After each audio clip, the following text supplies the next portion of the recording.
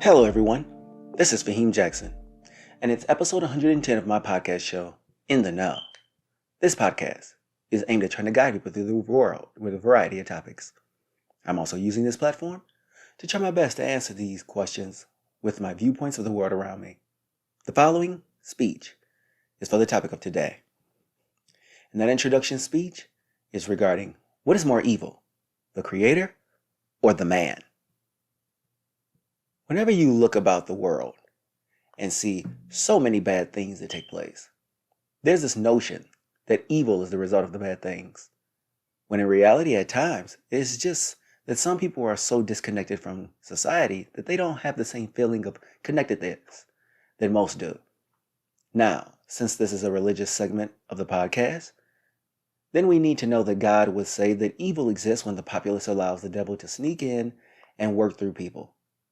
And if you notice, I am giving you two options as to what evil may be. But this is more than who is more evil. That is the tough question to ask because no one wants to think of themselves as evil, and especially not God. So listen and enjoy the episode and hope you gain something from this segment. So let's start by asking a question. Who is God? As in prior episodes, I'll explain who God is in this episode as, well, He is the Alpha and the Omega, the man who created it all. The one who created the heavens and the earth. He put everything in its place and earth as well, giving us as people complete control, domain over the lands and seas and skies. And everything on this earth from plants and animals was placed here for our consumption. Now, as with people who believe in God, there are the skeptics who question his existence, the atheists who would say a belief in God is trivial, that man should be looking at each other as means of aiding ourselves in survival. Reaching out to God is counterproductive, and at best, that biblical text is a symbol of inspiration. Yet this is an episode and series regarding religion, so let's observe this from the more fundamentalist viewpoint. God is also an omnipresent being we must answer to on Judgment Day. Well, now that we have a quick overview of God, then who is man? We as humans are carbon-based life forms, which took hundreds of millions of years from primates to humans, and to who we are today. And if you look at how we have advanced technology, just in the past 100 years, we're still evolving.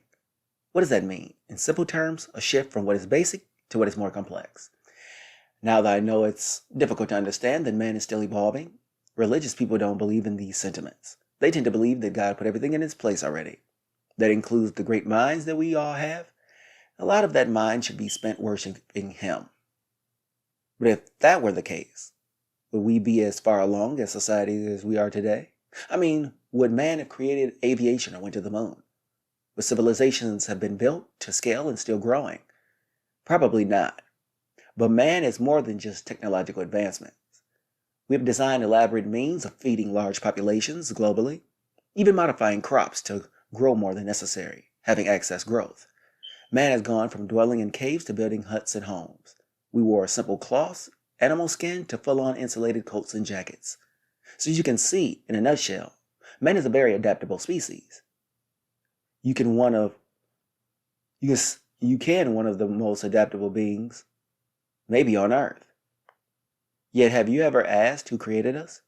And here's where we bring ourselves to the place where we discuss our existence from a biblical angle and a scientific one. Let's first observe the scientific side of man as a creation. Who created us? Well, from the scientific side. From the science side of life, man was created over hundreds of thousands of years. Well, roughly 7 to 10 million if you want to get more scientific as far as human evolution. We are a bipedal species that was split from chimpanzees roughly 8.5 million years ago. Yet it took about 4 million years later before we would have bipedal abilities. But still, we were not humans. This was just a time of walking on two legs. From this point until the earliest humans emerged was still millions of years down the line. We went from Stone Age to a Bronze Age, the building of basic civilizations expanding throughout the globe. Everything had to line up so that humans could occupy this earth without hiccups, simply because we may not be here had we made the wrong moves, or not evolved fully if we didn't stumble upon discoveries that forced us to become a better species, like the use of stones to build shelter, fire, and even the wheel that we created. Who created us? from the God perspective. See, on the other hand, we have a biblical views of how man first came about. That's God created Adam, the first human being on earth. And then from there, God created Eve from Adam's rib. He gave them a domain over the garden, and they could eat anything they wanted. Only rule is, they could not eat from the tree of knowledge. The serpent tempted them to, and they ate from the tree that God told them not to eat from. They hid their nakedness from God, and he knew then they were up to no good. For this reason, Adam, or man, was forced to work labor for all of our days, and Eve, because of her sins, forced women to bear pains during childbirth. They were both banished from the garden of God. They, too, the two of them had 3 children, Cain, Abel, and Seth, who would go on to populate the earth. Now let's look at something that the topic is more geared toward, and that is God created evil. I bet you're wondering who created the evils of our earth. You're probably not aware that God created evil. Well, technically he did and didn't. He created man, but the devil who prompts man was actually a God creation. See, God created angels, and one of them angels was Lucifer. Lucifer tempted the other angels to turn on the words of God, and he was banished from the heavens. This is how we get the underworld known as hell. So yes, that is what is meant by God created evil. He didn't just create good and evil, then place all this in people. Now, there are scientists that look at this belief as contrived.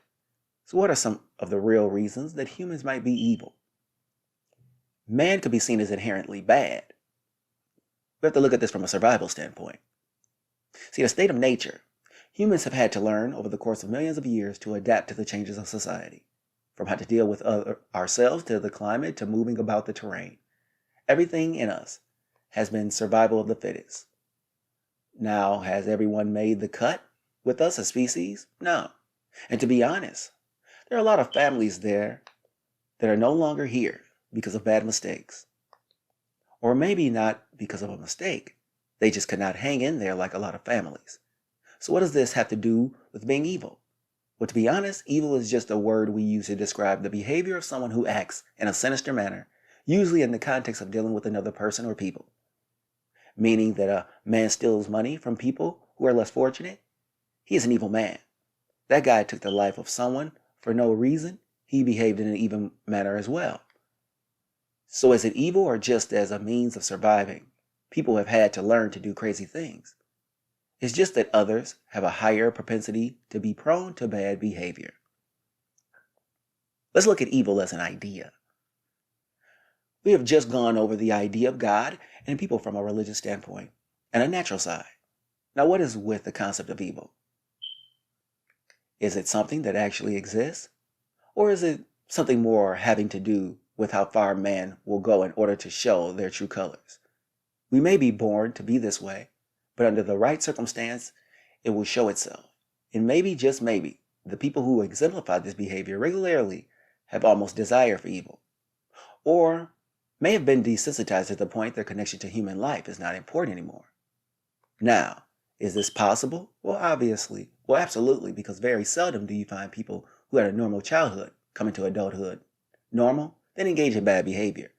On the other hand, you could have been a good kid from a good home and still delved in dark places when an incentive to do something bad was too tempting to turn away. So in my overall opinion, evil is not born. It is introduced to the person somewhere in life where channels were crossed, mentally, whether through an incentive or human disconnect. Let's ask ourselves a question. Can evil be eliminated? There is no one fully able to eliminate the evils of our society.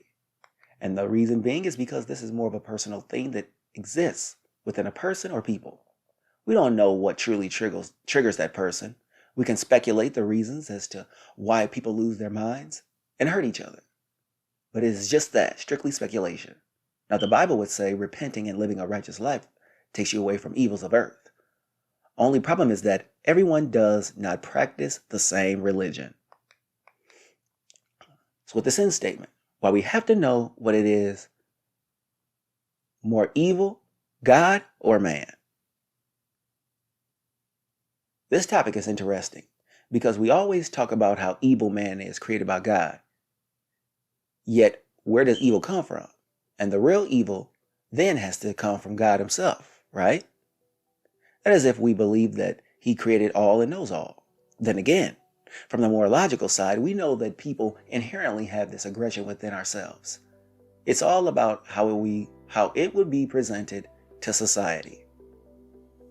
Thanks for listening to In the Know. I'll be bringing you another episode regarding religion. This topic will be asking the question, where does the mind, body, and spirit come from?